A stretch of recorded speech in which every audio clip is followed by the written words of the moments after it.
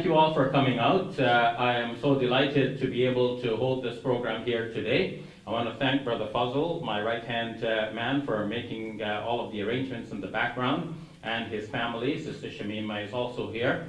I want to thank all of the volunteers, Brother Abdul Jabbar and Brother Kabil, Brother Raymond, who have been working here in the background making this all possible. Zaheer is here as well. May Allah subhanahu wa ta'ala reward all of you. I want to thank the Gulf Muslim Association for bringing Dr. Ghamidi all the way from Malaysia so that he can be present with us here in Canada, and for sparing the time for him to come and be with us today. I want to thank Dr. Ghamidi himself personally, and his team traveling with him, especially Dr. Iqbal Zaheer, who is Khalid Zaheer, who is here with him to translate his words of wisdom today. So, just to give you a brief introduction to these two important persons before us today. Dr. Javed Ahmad Ghamidi was born in 1951 in a village of Sahiwal, a district of the Punjab province. After matriculating from a local school, he came to Lahore in 1967, where he is settled ever since. Well, now he resides in Malaysia, I understand. He did his BA Honours Part 1 in English Literature and Philosophy from the Government College in Lahore in 1972, and studied Islamic disciplines in the traditional manner from various teachers and scholars throughout his early years. In 1973, he came under the tutelage of Amin Ahsan Islahi, who died in 1997. Amin Ahsan Islahi was destined to have a deep impact on Dr. Ghamidi. He was also associated with the famous scholar and revivalist Abu Ala al-Maududi for several years. And he taught our Islamic studies at the Civil Services Academy for more than a decade, from 1979 to 1991. And what is not mentioned here is that he strikes me as one of the most important thinkers behind the organization Al-Mawrid, whose website can be seen as almawrid.org, almawrid.org, where you can find many of his publications, writings, and video lectures as well. He also has a website under his personal name, javedahmadghamidi.com. The translator, or the brother who is with him here to translate, is a scholar in his own right, and Dr. Khalid Zaheer. Is that right? You're born 1958? Yes. Yeah? So a little bit older than me, all right. Is currently serving as Vice President of Al-Mawrid Institute of Islamic Sciences, Lahore, Pakistan. Is a member of the Executive Committee and also a member of the Board of Governors of Al-Mawrid.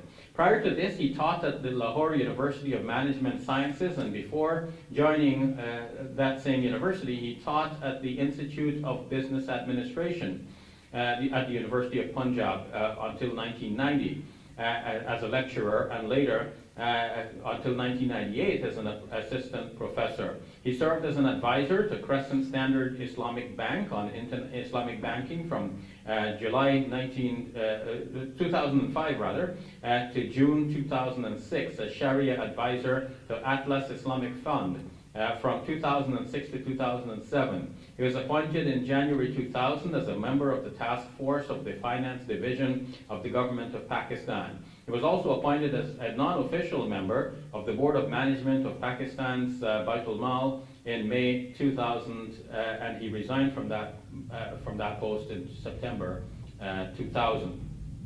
He maintains his personal website. He regularly contributes to the monthly religious magazine called Renaissance. He has also contributed to Urdu periodicals called Ishraq and Tazkir and Su-e-Haram. Dr. Khalid Zaheer did his PhD from the University of Wales in 1994 in banking in Islam, or Islamic banking. Prior to that, he did his MBA from the University of Punjab in 1982. His BCom from University of Punjab in 1978, intermediate from Government College Sargodha in 1975. His matriculation is from PAF Khalid, Sargodha in 1973. He received his religious education through association with Dr. Israr Ahmed up until 1980, and from Maulana Amin Ahsan Islahi up until 1990, and now from Dr. Javed Ahmad Ghamidi continuing. He also went through a formal course on Arabic and Islamic learning from Al-Mawrid, an Institute of Islamic Sciences, up until 1984. Now Dr. Zaheer is here, residing in Guelph for 4 months, where he has been invited to stay as a resident scholar. So that shows the importance and the qualifications of the individuals who are speaking before us today. Thank you, Brother Jabbar. Actually, I didn't want to uncoil it because it looks so nicely wrapped up there. So we have very educated individuals speaking and translating before us today. So I will be stepping aside and inviting these great persons to come to the stage. May Allah subhanahu wa ta'ala continue to bless them, increase them in knowledge, and increase their services in the religion for His cause. And may Allah subhanahu wa ta'ala accept the best of what they do, and best of what we all do, and forgive us for our shortcomings and mistakes. So Dr. Ghamidi, Dr. Zaheer, please come to the stage.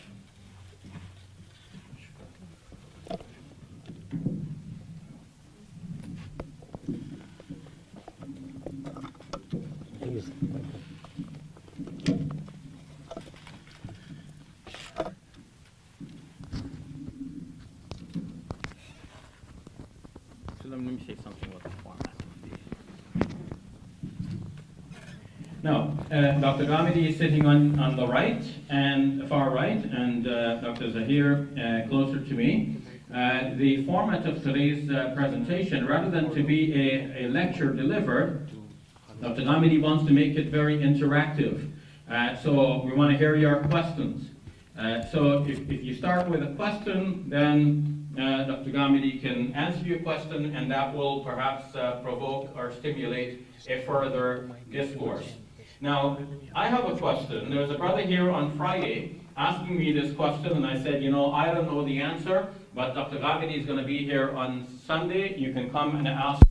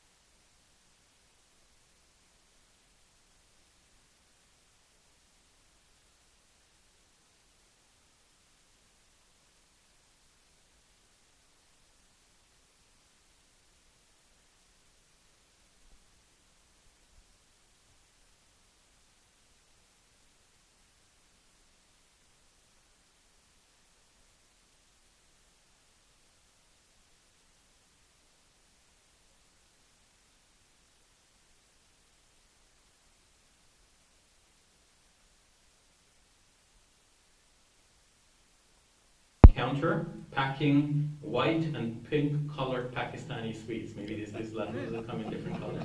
So the man is packing the sweets, and she is looking and waiting because she's expecting that she will get some of this sweet. And there's another man standing in front of her looking towards the packing person, so obviously away from her. So she wants to know, what does this dream all mean?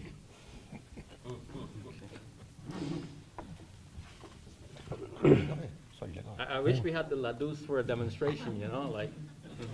Alhamdulillah Rabbil Alameen, wassalatu wassalamu ala Muhammadin Lameen, a'udhu billahi minash shaitanir rajim, bismillahir rahmanir rahim. ये बहुत दिलचस्प सवाल है, और मुझे ख्याल हो रहा है कि डॉक्टर साहब ने ये कैसे समझा कि मैं ख्वाबों की ताबीर बताने के लिए यहाँ आ रहा हूँ। मैं इसमें एक उसूली बात आपकी खिदमत में अर्ज़ कर देता हूँ। ये जो बाज़ औक़ात इस्तिखारा किया जाता है, तो लोगों में ये गलतफहमी बहुत आम हो गई है कि इसके नतीजे में कोई ख्वाब आएगा और जिस ख्वाब में कोई चीज़ वो देखेंगे उसके मुताबिक ही अल्लाह ताला की रहनुमाई उन्हें हासिल हो जाएगी। रिसालत माब सल्लल्लाहु अलैहि वसल्लम ने हमें बहुत सी दुआएं सिखाई हैं।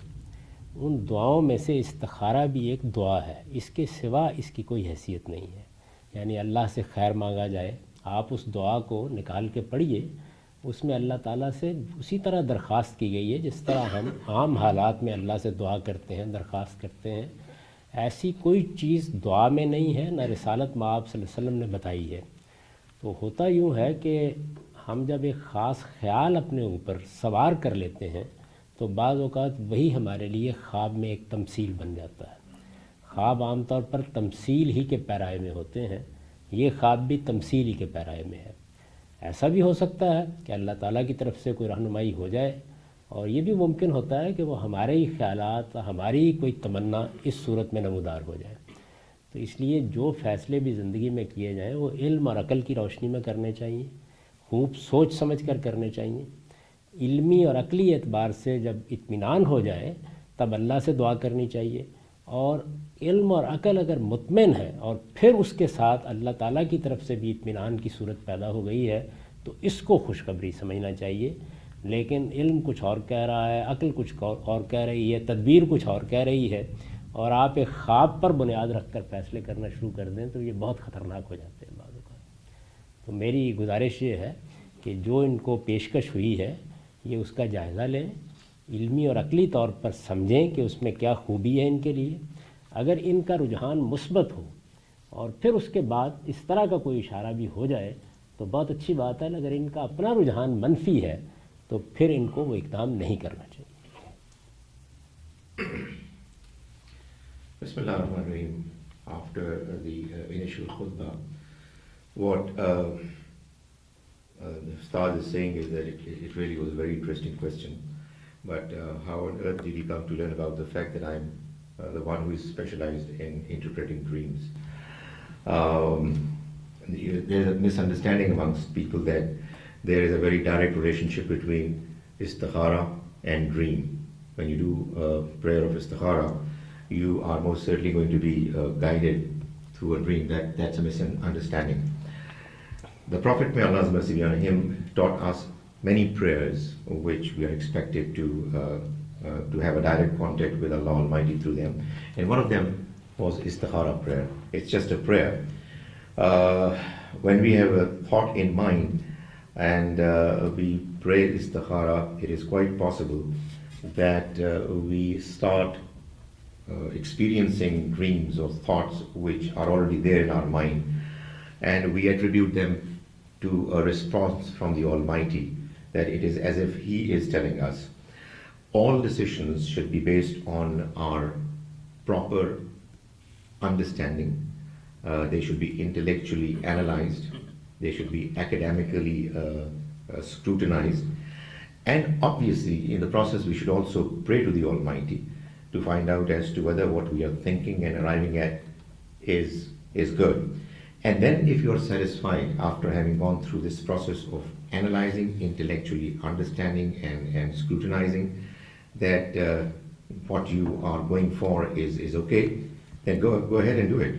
So look at what the offer is and take a decision on the basis of your good judgment. And if you think that it's worthwhile for you, just go for it. But istikhara alone should not be the basis of your decision making.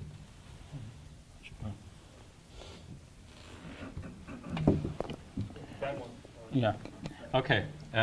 Shukran, Dr. Saab. I will convey this answer by email to the brother who asked. Now, do you have any other questions, either about this or any other issue?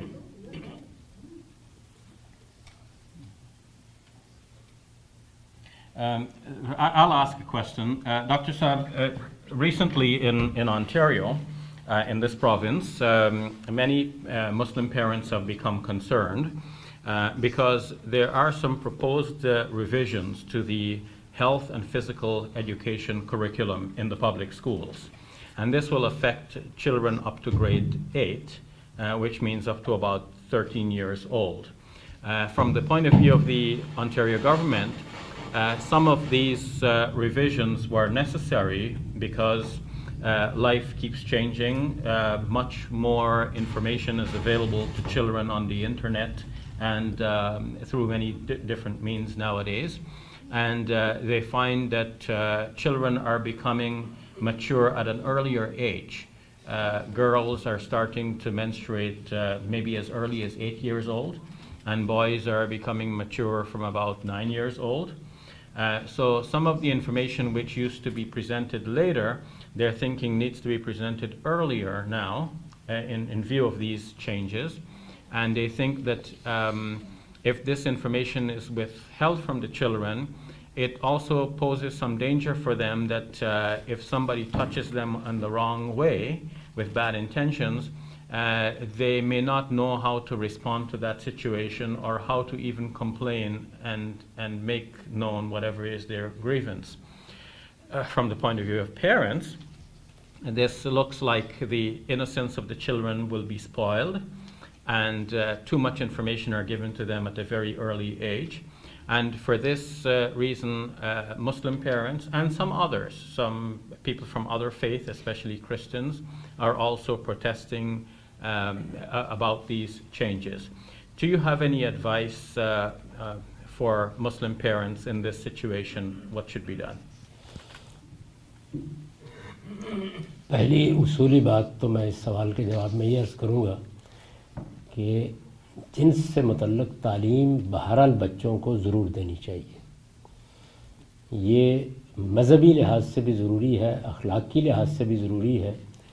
तालीम कभी भी कोई बुरी चीज़ नहीं होती, और तालीम में और तरगीब में बहुत फ़र्क है। तालीम का मतलब ये है कि जो सूरत हाल एक बच्चे को पेश आने वाली है उसके बारे में उसको बताया जाए और उसके तमाम प्रोस कॉन्स उसको समझा दिए जाएं। सवाल ये नहीं है कि इस तरह की तालीम देनी चाहिए या नहीं देनी चाहिए, वो देनी ही चाहिए। सवाल सिर्फ इतना है कि किस उम्र में देनी चाहिए, यानी वो कौन सी मुनासिब उम्र है जिसमें बच्चे को ये चीज़ें भी मालूम हो जाएं, वो इनके बारे में बहुत अच्छी तरह समझ ले, वो ये भी जान ले कि मेरा मज़हब इसके बारे में क्या कहता है, और मुझे अगर कोई मसला इस नौइयत का पेश आता है तो मुझे उसको कैसे रिस्पॉन्ड करना है। तो ये उम्र का मसला है जो मेरे नज़दीक बुनियादी तौर पर ज़ेर बहस है। इसमें जो यहाँ की हुकूमत का नुक्ता नज़र डॉक्टर साहब ने पेश फरमाया है, तो वो ये कह रहे हैं कि चूँकि बच्चे बहुत जल्द वाकिफ़ होने लग गए हैं, उनके यहाँ बलूगत भी पहले आने लग गई है, उन तक इंफॉर्मेशन भी गलत या सही मुख्तलिफ ज़राए से पहुँच जाती है, तो इस वजह से छोटी उम्र ही में जिसका इन्होंने ज़िक्र फरमाया है ये तालीम उनको दी जानी चाहिए। उसके मुकाबिल में कोई दूसरा आदमी या मुसलमान वालिदैन या जिस तरह के उन्होंने मसीही कैथलिक्स का ज़िक्र किया, ये कह सकते हैं कि ये उम्र अभी मुनासिब नहीं है, आप इससे पहले ये कर रहे हैं। तो उम्र के मसले पर बहस हो सकती है, करनी भी चाहिए, इसमें कोई दो राय नहीं हो सकती, क्योंकि क्या चीज़ कब बतानी है ये बहरहाल एक बड़ा नाजुक मसला है, ख़ास तौर पर बच्चों के मामले में। सिर्फ ये जिनसी मालूमाती का मसला नहीं है, और बहुत से उलूम फ़नून के बारे में भी यही सूरत हाल है। लेकिन मैं आपसे ये बताता हूँ कि हम आम तौर पर इस तरह के मसले को मजहबी मसला बना लेते हैं, यानी ये बहस ज़रूर होनी चाहिए, इस पर गौर भी ज़रूर करना चाहिए। मैं अपना आपको बता रहा हूँ कि हम लोग जो दरस निज़ामी की तालीम पाते हैं उसमें तालीम की इब्तदा फ़ारसी ज़ुबान की किताबें पढ़ाने से होती है। उसमें सादी का करीमा इब्तदा में पढ़ाया जाता है, जो बुनियादी अखलाकियात सिखाने की बड़ी आला किताब है और बड़ी मुख्तसर सी है। उसके बाद आम तौर पर नाम हक के नाम से एक छोटा सा रिसाला जो शेरों में है वो याद कराया जाता है, और इसमें ज़रूरी मसाइल होते हैं। मैंने वो रिसाला 8 साल की उम्र में पढ़ा भी था, याद भी किया था, और मौलवी साहब से उसको समझा भी था। मेरी इब्तदाई तालीम ही में वो रिसाला मुझे पढ़ा दिया गया था। उसमें वो सारे मसले मौजूद थे जिन मसलों को यहाँ आप कहते हैं कि उनकी तालीम मिलनी चाहिए, सब मौजूद, और 8 साल की उम्र में बता दिए गए थे। तो इस वजह से हमारे अपने पुराने निज़ाम तालीम में भी बहुत सी चीज़ें ऐसी हैं, जब हम फ़िक़्ह पढ़ते थे आप जानते हैं कि दीनी मदारिस में तो बाज़ औक़ात 7-8 साल का बच्चा जाएगा या इससे भी छोटी उम्र का बच्चा जाएगा और वो 15-16 साल 18 साल की उम्र में फ़ारिग़ तहसील हो जाता था। यानी मेरी अपनी तालीम भी दीनी उलूम की तालीम वो 1965 में मुकम्मल हो गई और मेरी पैदाइश 1951 की। तो आप इससे अंदाज़ा कर सकते हैं कि हमारे यहाँ भी ये चीज़ें पढ़ाई जाती थी, लेकिन चूँकि उसकी मजमूई फ़ज़ा बहुत अच्छी होती थी तो कोई ख़ास सवाल नहीं पैदा होता था। असल चीज़ ये है कि आप किसी कंटेंट को डिलीवर कैसे करते हैं, कैसे पढ़ाते हैं उसको।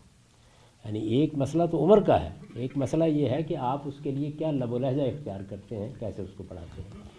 तो उम्र के मामले में भी और कंटेंट की प्रेजेंटेशन के मामले में भी बहस जारी रहनी चाहिए और इसमें मुसलमानों को भी अपना नुक्ता नज़र बयान करना चाहिए, क्योंकि ये एक जमहूरी मुल्क है, आप अपनी राय दे सकते हैं।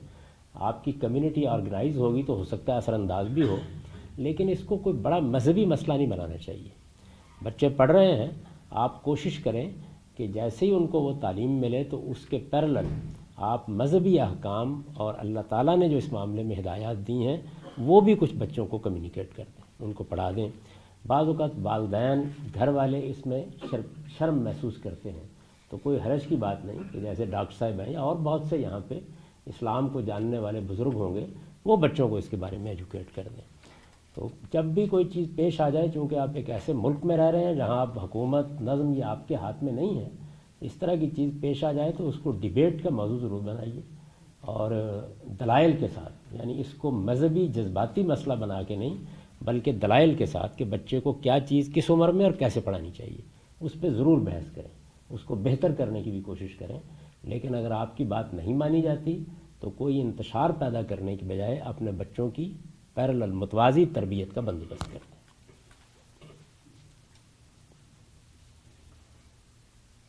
Pretty long. Well, first let me state a basic principle. Sex education is definitely necessary, needs to be provided. Both a necessity from a religious point of view and a moral point of view. And let's be clear about the fact that education is never bad. Tempting others towards vice and evil is what is bad. When you educate, you're actually telling the youth about the pros and cons of of a reality that they're bound to confront. The question is not as to whether it is to be done or not. The question is, when exactly should it be done? How should I respond? Well, the stance of the government given by Dr. Shabbir is that the children are getting mature at an early age now. But there are other points of view also coming from, let's say, the Christians, is that it's too early. And of course, they do also have a point of view. It indeed is a very critical, a very delicate matter. But let's not make it religious. My early education, in my early education, the first book that I was taught was Karima by Sheikh Sadi, which was based on morality, it taught moral principles. But the one book that followed it was Naam-e-Haq. It was in Persian poetry, and I was an 8-year-old boy then, and I was given to understand it, and it mentioned all issues that are right now the subject of debate. Everything was taught when I was 8 years old in that book. In the madrasa, a student gets completely qualified and graduates at the age of 17, 18, and he completes education in all respects. But the important difference is that there the atmosphere is good. And of course, you're living in a society where the test is difficult. How you deliver it is what matters. You have to deliver the contents, but apart from the contents, the manner you do it is what really is very critical. What I would suggest is that you must continue the debate in these countries about what should be the contents and what age should it be delivered. But let's not make it a religious issue. Let's have and if you are not able to win the debate, In the meanwhile, you should all try to have a parallel way of training your children. Parents are at times shy to let know their children what it is all about, but probably now is the time that they should actually do something to make sure that while if there are things mentioned in their school education differently, well, they have another way of letting them know what the right understanding and approach is. Debate things with arguments, but even if your voice is not heard temporarily, don't create chaos. Shukran jazilan, Doctor. And I would like to acknowledge the presence of our respected Imam Shahriar Sheikh from the North American Muslim Foundation in Scarborough. Thank you for coming. Kingston Islamic Center. What is it called now? Kingston Islamic Center. Kingston Islamic Center. So you have moved? That's Okay, right. okay. 2 months ago. Okay. 2 months ago. Now he's at the Kingston Islamic Center.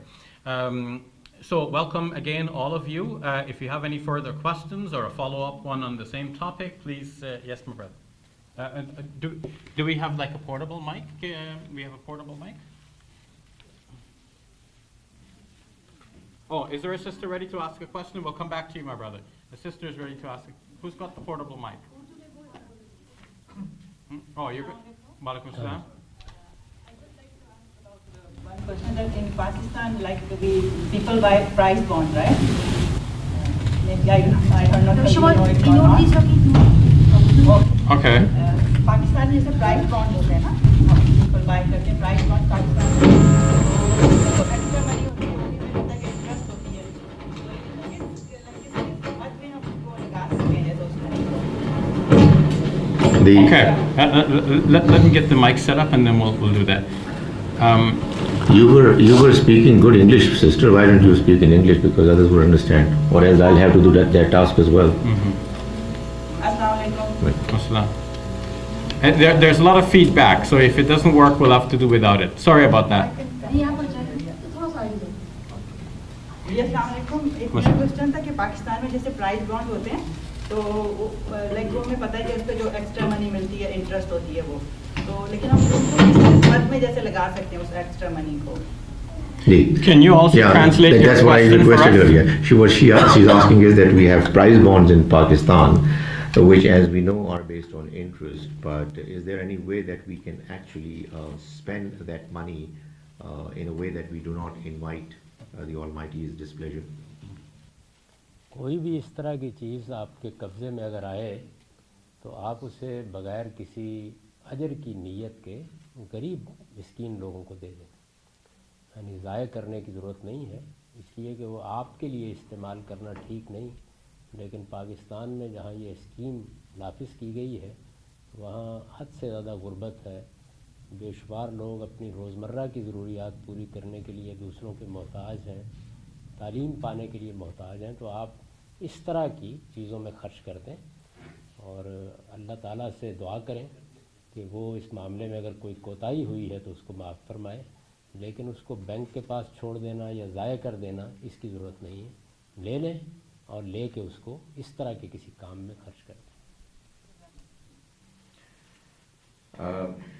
If there is anything like this, just spend it on the welfare of the poor without expecting any reward, but don't destroy the amount by allowing it to just be there without you using it. There are many poor people in countries like Pakistan. There's a very desperate need for education for the poor, and therefore that amount should be spent on them. And ask Allah Almighty for to forgive your blemishes and weaknesses, and don't allow this amount to be just to remain idle and not used positively. Shukran jazeelan.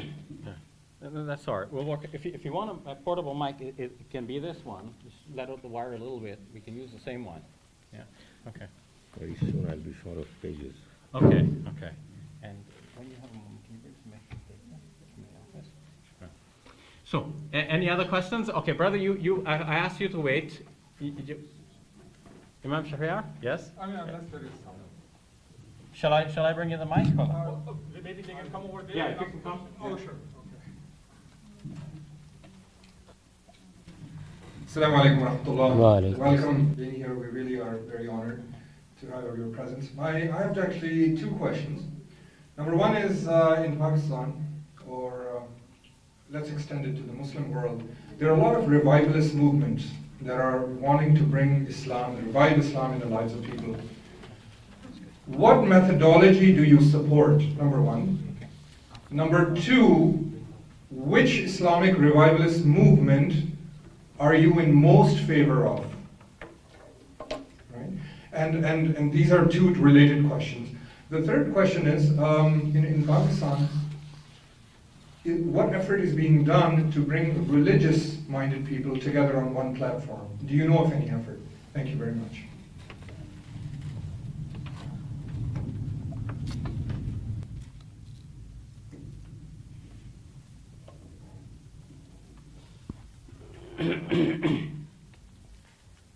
اس وقت تک ہمارے مختلف ملکوں میں، مختلف مسلمان ملکوں میں جو تحریکیں اٹھی ہیں جن کو ریوائولسٹ موومنٹس کہا جاتا ہے، انہوں نے براہ راست سیاسی اقتدار کو اپنا ہدف بنا لیا ہے. یہ چیز ان موومنٹس کے لیے بھی تباہ کن ثابت ہوئی ہے اور بحیثیت مجموعی پورے معاشرے کے لیے بھی.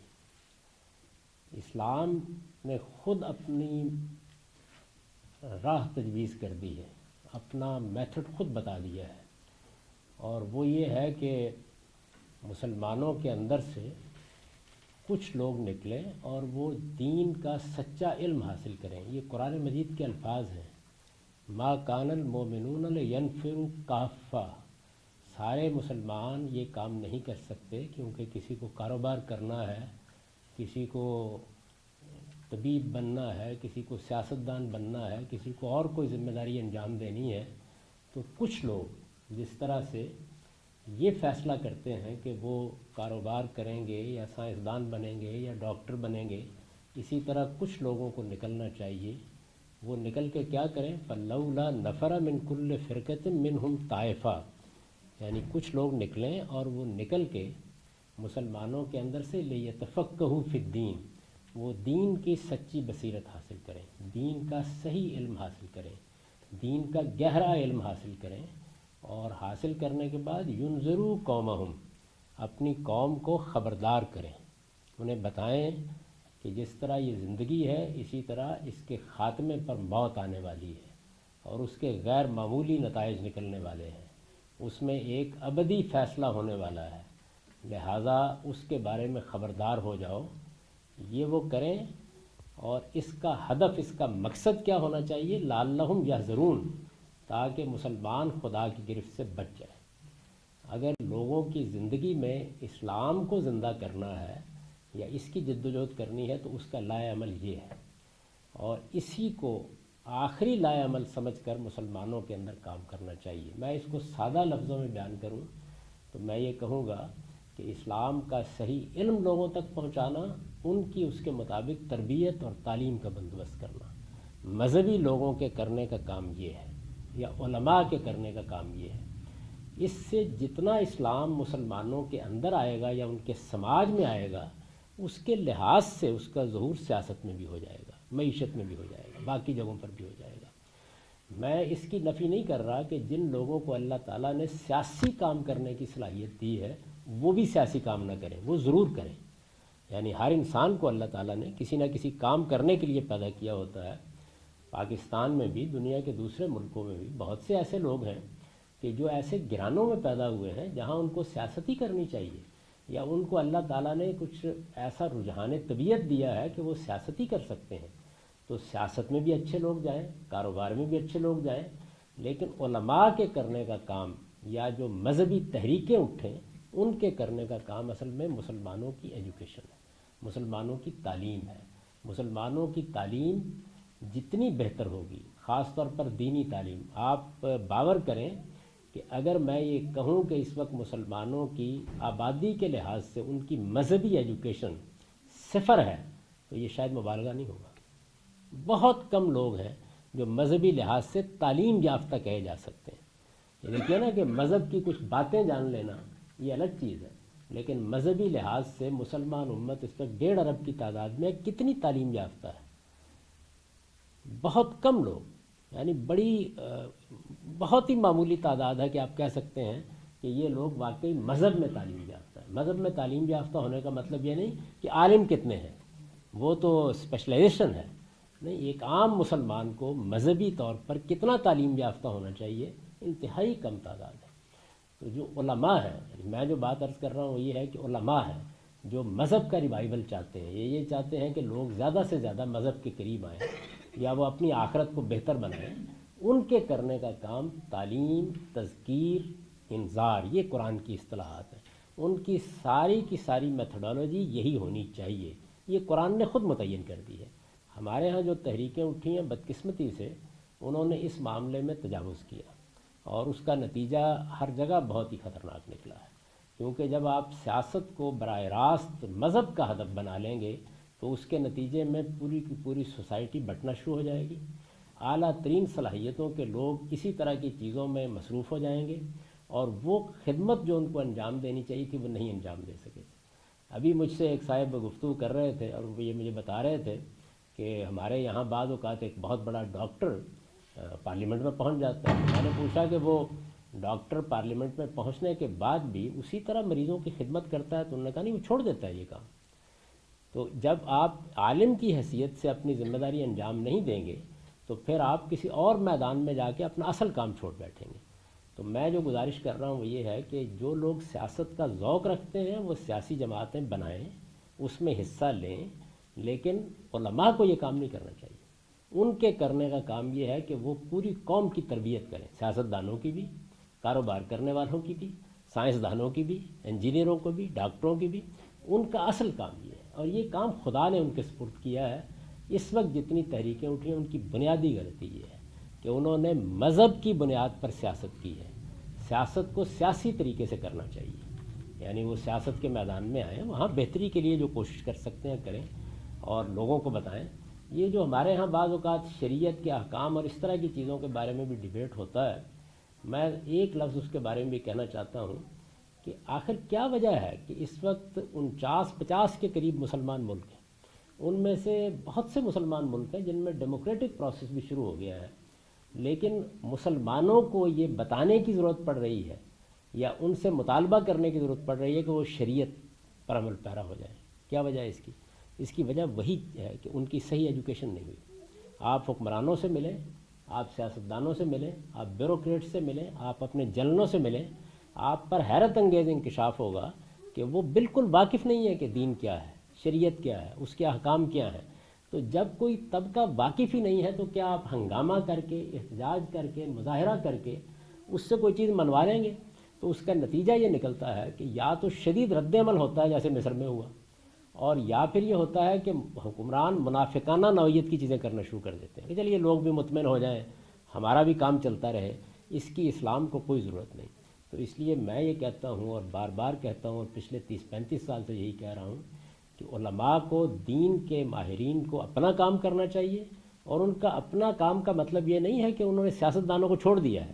نہیں، وہ سیاستدانوں کو بھی مخاطب کر رہے ہیں، ان کو بھی بتا رہے ہیں کہ تمہارے لیے اللہ کے کیا احکام ہیں. ان کا کام یہی ہے. جب وہ اس غیر جانبداری کے مقام پر کھڑے ہو کر سب کی تربیت کریں گے تو اس کے اثرات سوسائٹی کے اندر بتدریج سامنے آئیں گے. خالص سیاسی نقطہ نظر سے بھی، یعنی یہ تو مذہبی پہلو ہے، یہ طریقہ ٹھیک ثابت نہیں ہوا. اور کیوں ٹھیک ثابت نہیں ہوا؟ اس کی وجہ یہ ہے کہ جو لوگ اس کام کے لیے اٹھے وہ بالکل اس سے واقف نہیں تھے کہ کوئی سماج کیا ہوتا ہے، کسی معاشرے کے اندر لوگوں کی کمپوزیشن کیا ہے، سیاسی نتائج نکلا کیسے کرتے ہیں، وہ اس سے بالکل واقف نہیں تھے. میں ان مذہبی لوگوں کے ساتھ رہا ہوں جنہوں نے بڑی تحریکیں برپا کی ہیں، اور مجھے معلوم ہے کہ وہ مذہب کو تو جانتے تھے بڑی حد تک، لیکن وہ پاکستان کا سماجی ڈھانچہ کیا ہے، ملک اصل میں ہے کس طرح کا، اس کے دیہات کیا ہیں، اس کے شہر کیا ہیں، وہ کس جگہ پر ہیں، اس سے بالکل واقف نہیں تھے. یعنی انہیں سماجیات کا بالکل علم ہی نہیں تھا سرے سے. تو نتیجہ یہ تھا کہ وہ ایسی توقعات میں مبتلا ہو گئے کہ جو کسی طرح بھی پوری نہیں ہو سکتی. تو میری گزارش اس معاملے میں یہ ہے کہ مذہبی لوگ ایک تو اپنا اصل کام کریں، اور یہی اسلام کے ریوائول کا صحیح طریقہ ہے. یعنی اس کا صحیح علم حاصل کیا جائے، اس صحیح علم کو لوگوں تک پہنچایا جائے، اور اس کے لیے جو منہاج یا میتھڈ اختیار کیا جائے وہ ایجوکیشن کا ہے. तालीम देना, तरबियत करना उनका असल काम ही है। और इस काम में अगर हमने अपनी पूरी कुव्वत खपा दी होती तो शायद अब सियासी नताइज भी बहुत बेहतर निकले होते जो इस वक्त है। तो मेरी गुजारिश ये है कि इसको इसी जाविये से देखना चाहिए। अगर कोई सवाल का हिस्सा रह गया है तो मुझे बता दें। Here is an attempt at translating what he said.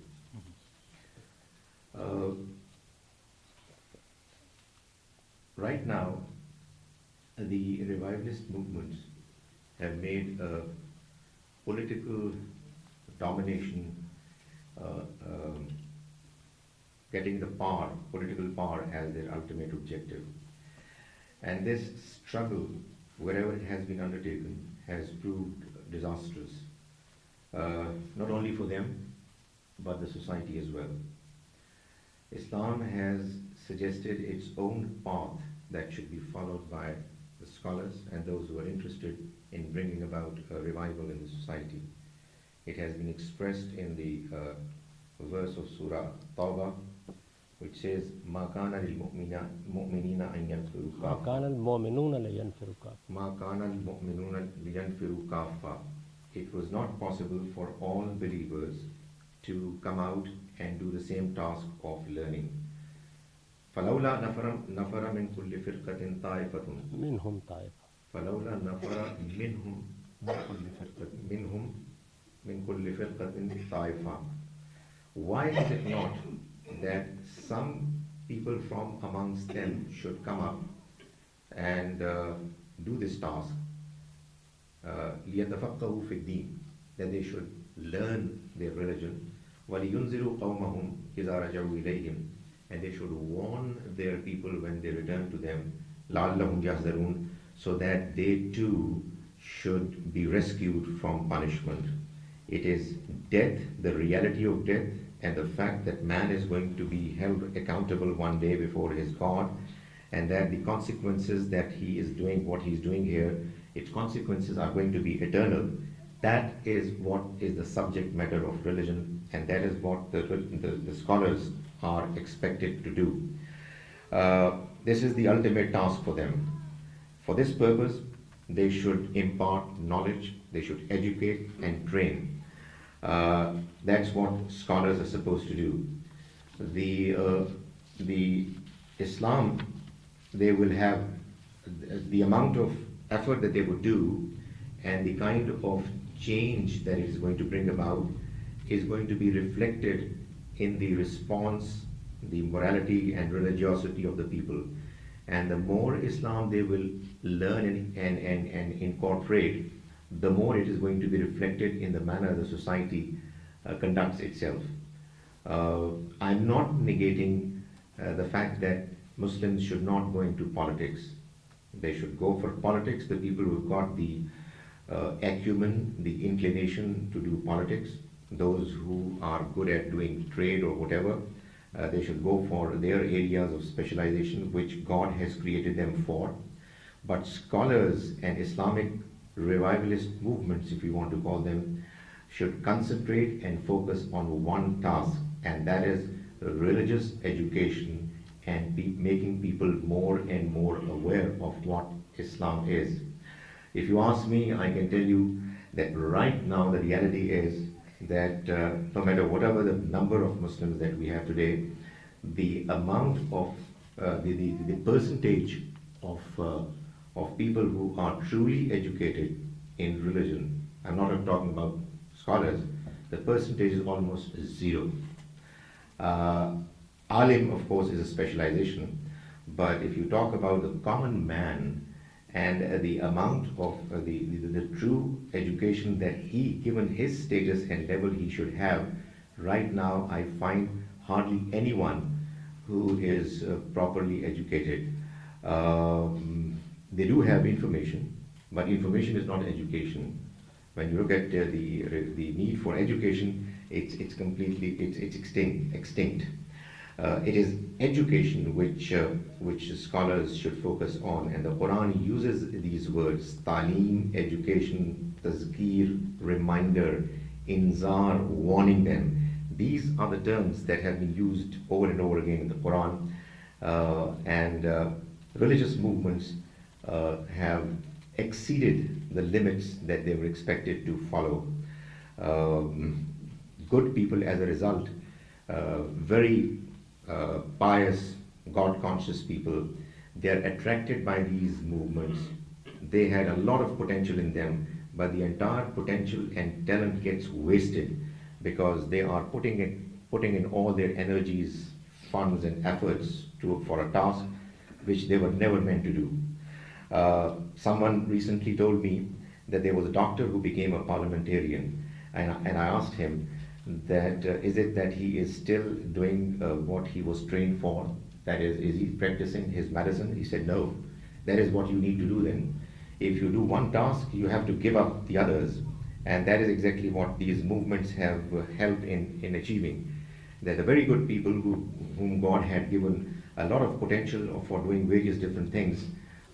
They have all been required to focus their attention on political revival, which ultimately really came to nothing.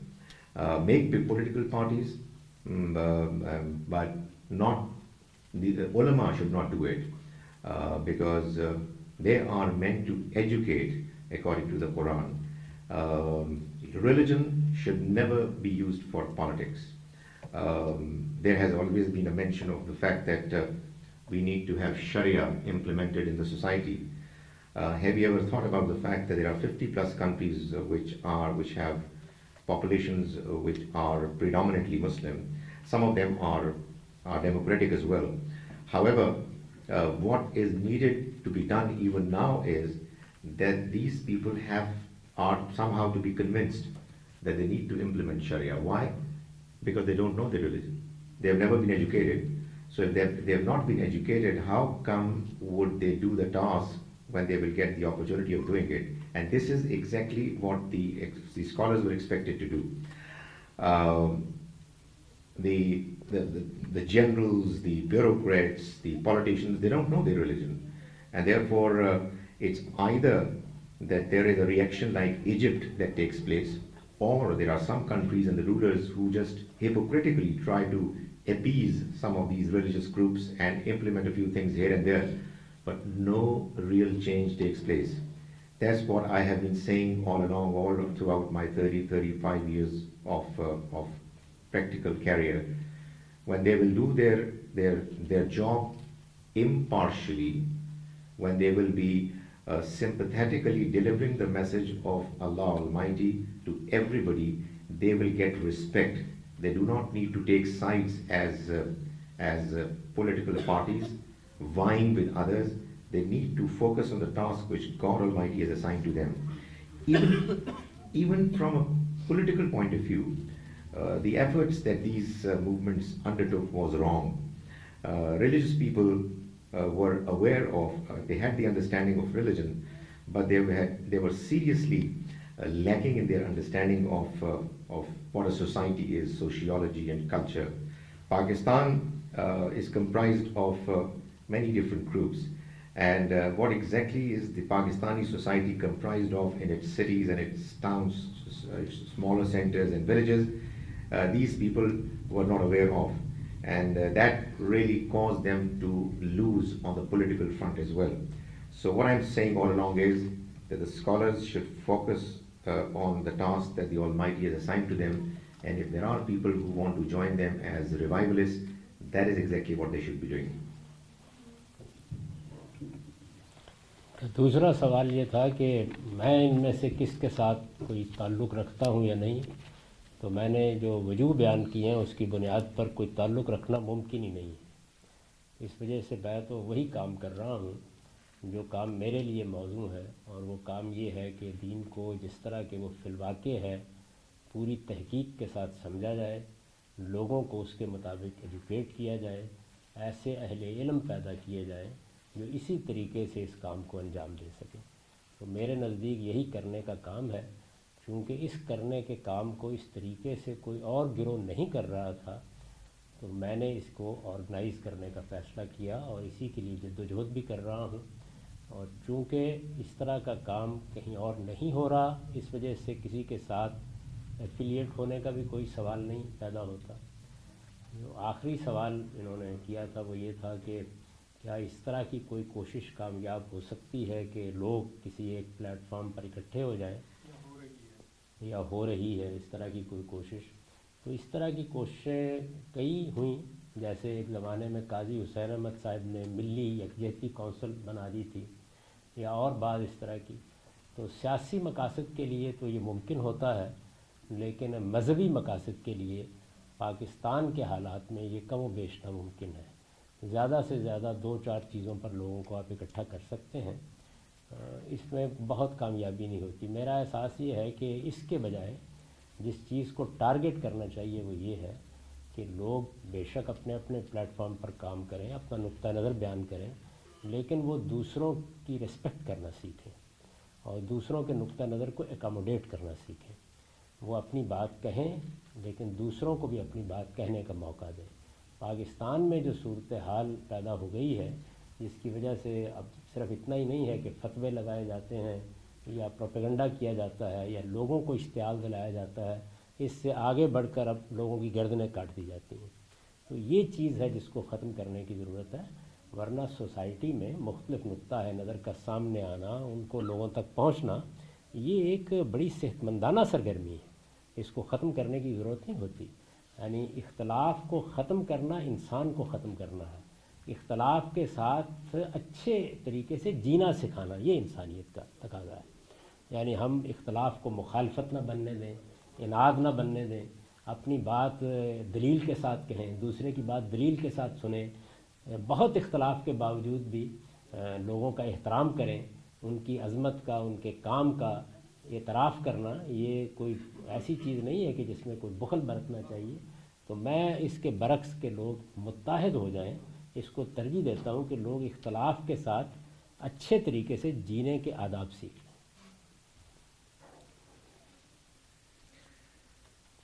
As for the other question, because of what I've already mentioned, there was no reason I could have joined any of the existing groups, because they're not doing the task that I think scholars and religious revivalist movement should be doing.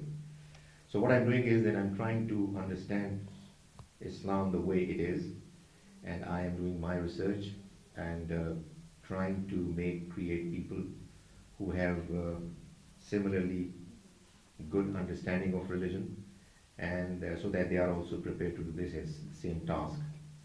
Because nobody was doing it, therefore I could not have joined anyone, and I'm doing it right now, and of course I can't affiliate myself with anyone else for the time being, so long as I don't find people who are doing the same task. But can there be an effort which can be undertaken to do the task together? Well, Qazi Hussain Ahmad in Pakistan, who was the Amir of Jamaat Islami some time ago, he made an attempt through his attempt of Milli Yakjahti movement. It could work as in politics, but it cannot work in religion. We should not force people to come together. We should allow people to do whatever they want to do. We should promote respect for each other, respect others, and let them speak what they want to speak. Now, unfortunately, what is happening in countries like Pakistan is that it's not that they do not tolerate each other. They have gone as far as killing those people with whom they have religious differences. There is nothing wrong in having different groups. To eliminate differences is to eliminate humanity. God has created us in a way that we are all diverse and we've got different points of view. So what we should do is that we should argue with each other, we should respect each other, we should acknowledge the achievements of each other. Let's not be miserly in acknowledging what others are doing, what achievement they are making. So instead of emphasizing unity, we should emphasize these virtues: argument, debate, academic, respect, acknowledgement of what others are doing, and that's how we should move forward. Unfortunately, we'll have to bring the program to a close very soon. After Zohar, Dr. Ghamidi will need to rest and prepare for his evening lecture, the details of which I'll ask one of the organizers to put before you, as well as information about the rest of Dr. Ghamidi's lecture tour. And Dr. Khalid Zaheer will be around. He is going to be the resident scholar at the Islamic Society of Guelph in Ontario for the next 4 months or so. These are resources that we can continue to capitalize on. Go to the official website of Al-Mawrid Institute, almawrid.org. Go to Dr. Javed Ahmad Ghamidi's personal website by his full name spelled out. Dr. Khalid Zaheer's site, go to Renaissance. Is it Renaissance? Well, it's by my name, KhalidZaheer.com. KhalidZaheer.com. Okay, and so do we have time for one more question? Yeah, one more question is fine. When is Zohar prayer? Zohar prayer is actually 1:45 for the Iqama, so we were thinking of calling the Adhan about 10 minutes before that. Okay, you can. One more. So, sister, you have a question? Okay, let me see if I can bring you the mic. Yeah, hold on. Let me see if I can bring you the mic. I don't know how far it will reach, but here.